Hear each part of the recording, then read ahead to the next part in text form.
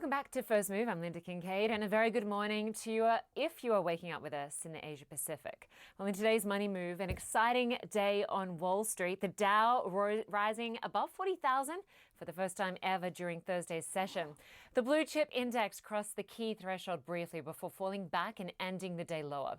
The S&P and the Nasdaq closed lower as well. And European stocks also ended in the red, retreating from their record-setting close on Wednesday.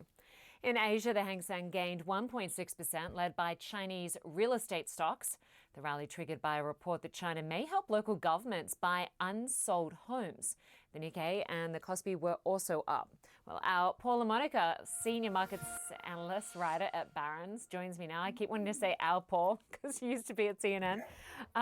So, Paul, of course, the CPI report yesterday came out showing easing inflation. The first good CPI report really in about 4 months. Certainly embraced by the market. Just how strong is this 40,000 milestone and what does it mean? Yeah, I think obviously, Lynda, with every major numerical milestone, it gets a lot of attention.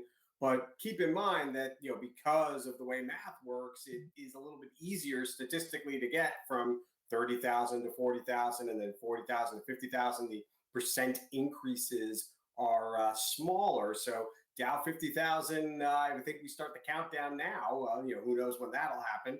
But what is significant here is that, yes, the Dow is still 30 very well-known stocks, recognizable to American consumers and consumers around the world. Even if they don't own these companies, they obviously probably own products by Apple, Microsoft, shop at Amazon, shop at Walmart, perhaps do business with Goldman Sachs as if they're in the corporate world, or JP Morgan Chase as well. And Caterpillar has been one of the leading stocks behind this recent Dow move, and that's a pretty recognizable company because of their yellow construction equipment that people probably see around the world. And it's interesting, as you mentioned, the Dow is the 30 top blue chip stock. And I'm wondering how much we can read into that when you consider that the recent CNN poll, which showed that many people in the US believe the economy is headed in the wrong direction. How do you explain that disconnect between Wall Street and Main Street?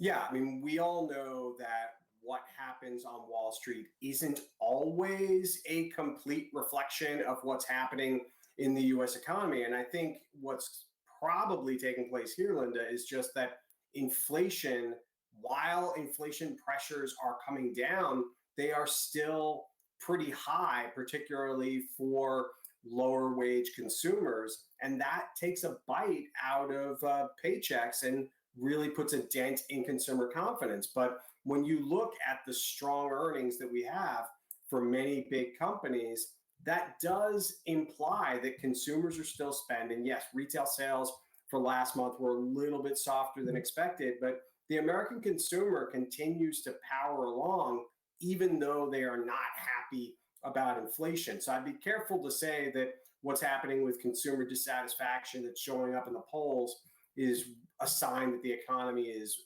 weakening, because you're not really seeing too many people predicting a recession. It's the contrary now, this notion of a soft landing or even no landing for the U.S. economy.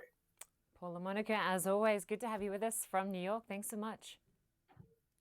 Thank you.